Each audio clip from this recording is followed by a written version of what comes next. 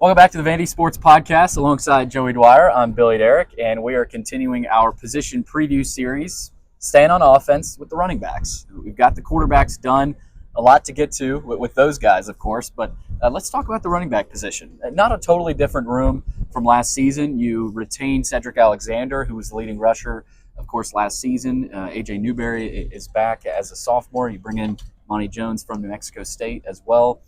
You've got a talented freshman in Johan Cardenas. So you've got some pieces there, Joey. Not a ton of returning production, and you've got some experience, but not necessarily proven experience. So what comes to mind when you think of this room, and how can they help this offense where this coaching staff wants them to be this season? Yeah, I think of the running back room as a lot of returning personnel. You look at Cedric Alexander, AJ Newberry, Chase Gillespie, all going to be back. Everything else around them is different. The offensive line is severely different and probably for the best. And the scheme is also different. I think what's going to be asked of them is a little bit different. They're probably going to have to catch a few more passes. Cedric Alexander proved that he can do that at a high level. AJ Newberry, I think, can do that as well. Is a real put your foot in the ground and get upfield type of guy. I think he's their most explosive guy. But it's all going to depend on what they have on the offensive line and what the scheme kind of indicates for them. Because I think they're going to go a lot of two-back. I think they talked a couple of days ago about how a lot of their guys are going to have to learn how to block a little bit more than they had, even in run block. And I thought that was really interesting. But what's going to be asked of them is different. I think they've got some guys who can do some things. AJ Newberry can really get upfield. Cedric Alexander can make some plays out of the backfield as well. But I think for them to be a successful group, everything else has got to be different, and it's got to be significantly better.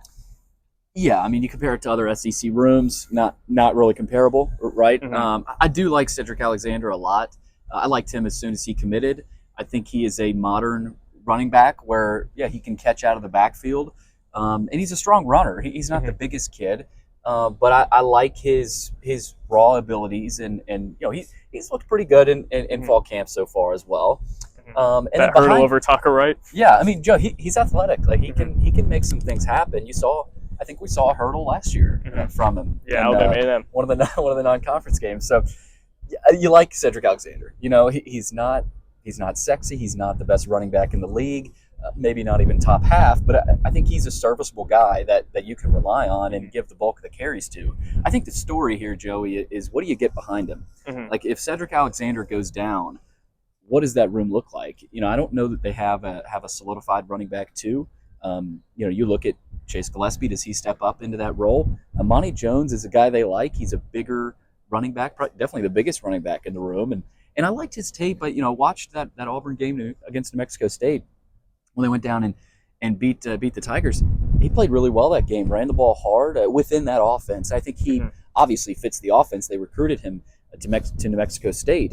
So I just that's what I'm interested in. Who takes up that second spot? I think Newberry is a guy that they would love to see take that second spot. He played a little bit last year, and like you said, I agree with you. He's the most talented back and probably the highest ceiling in the room.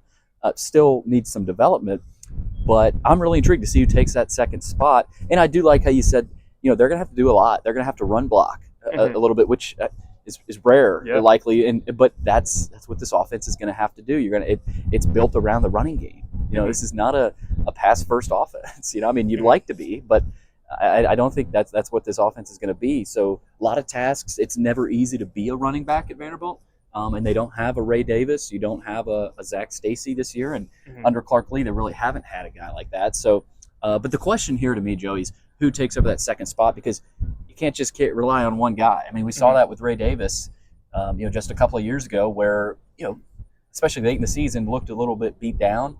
You're going to need at least two, definitely three guys who can be serviceable within this offense, and catching out of the backfield is a big thing. So I'm looking to see who steps up in that second spot. Is it Gillespie? Is it Moni Jones? We'll see.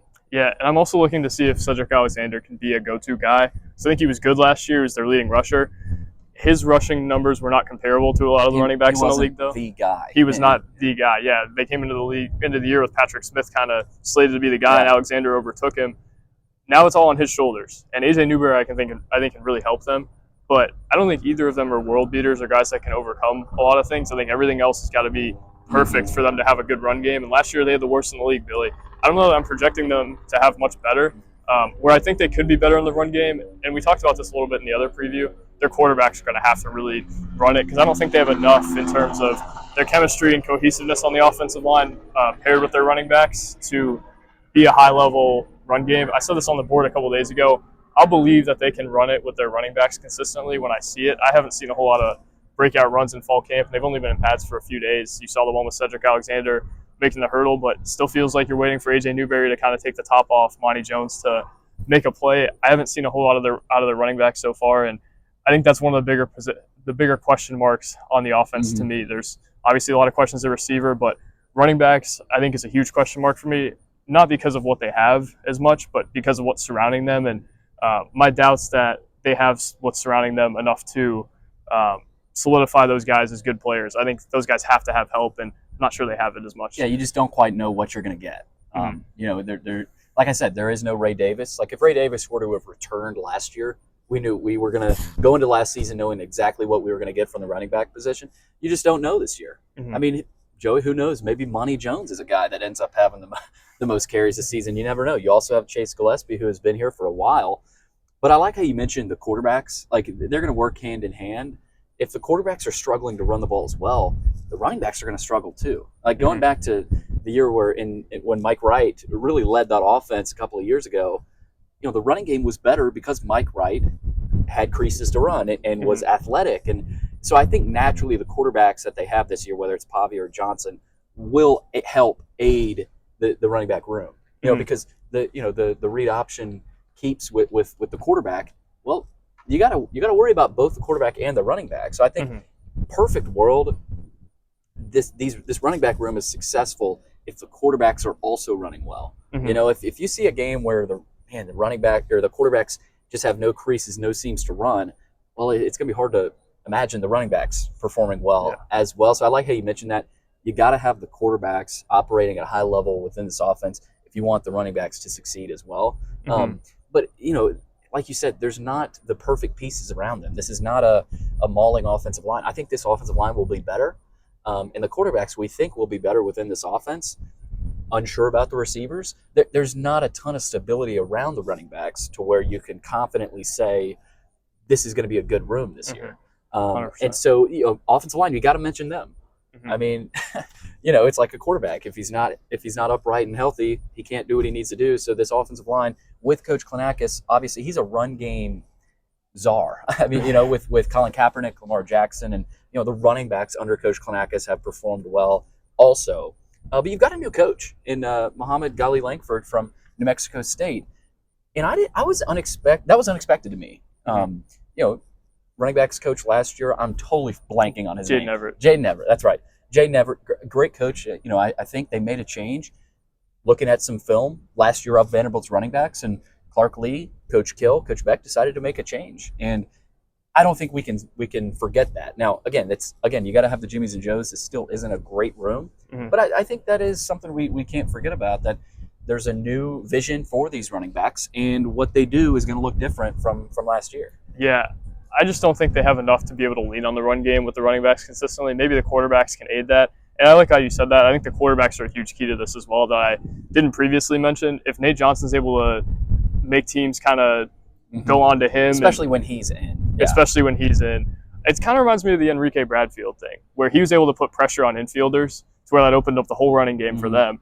It kind of feels the same way with the Vanderbilt quarterbacks. Are they able to put enough pressure on the defenses to where it opens things up for Cedric Alexander? Because if not, I think the talent on the opposing defensive lines is just too great for them to be able to rely on the run game consistently. And that leaves me a lot of questions in terms of what they have in the passing game and how consistently their quarterbacks can put the team on their back. Because I think probably the path for them to have a good offense is their running backs being complementary pieces rather than go-to guys. I don't think Vanderbilt has enough to have a productive running back like Ray Davis or Keyshawn Vaughn, not only because of the guys they have in the room, but just because of what they have around them.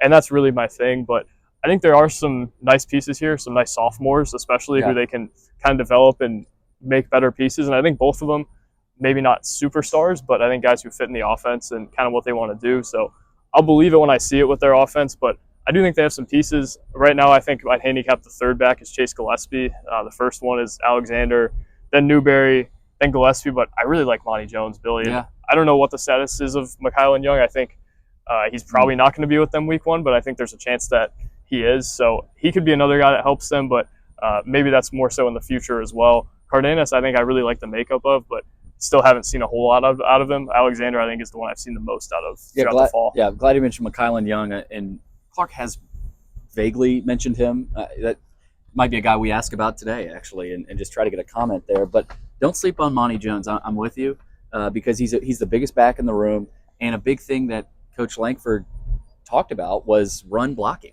Mm-hmm. Yeah. Seems to be he looks like he could be a pretty good run blocker, and not that excites fans. You got a good run blocking running back, but they're going to have to do that. So yeah, and I think he can add a little bit of a different dimension on third down, like that they've been relying on Chase Gillespie for in the last couple of years and really haven't had come to fruition. Maybe Moni Jones, maybe Moni Jones can get some more push on third down or be more of a short yardage guy than Gillespie was able to be. Right, almost a fullback / running back. And I think they might use fullback a little bit more than they have in the past this year too. Yeah, Gabe Fisher, some of those other guys as well. Got to mention them, but no, that's the running back preview. Again, Cedric Alexander right now is running back 1. I think it's a question mark. Who is running back 2 right now? We can sit here and say Moni Jones / Chase Gillespie. I have AJ Newberry. Yeah, I mean you've also got Newberry as well, which I think is an educated guess there. So, but we'll see. They got guys, but they need those guys to step up and really play above their level for this offense to get where they need to be. But that's the running back preview. For question mark. Yeah, big question mark for the running back room. Similar to the quarterback room, still a question mark. I think quarterback room, you have a little bit more to look forward to. Running backs are going to be something to watch, though, throughout the rest of fall camp and heading into the season. But that'll wrap up our running back position preview video. We're going to do tight ends coming up. So that's Joey Dwyer. I'm Billy Derrick. Thanks for checking out another episode of the Vandy Sports Podcast.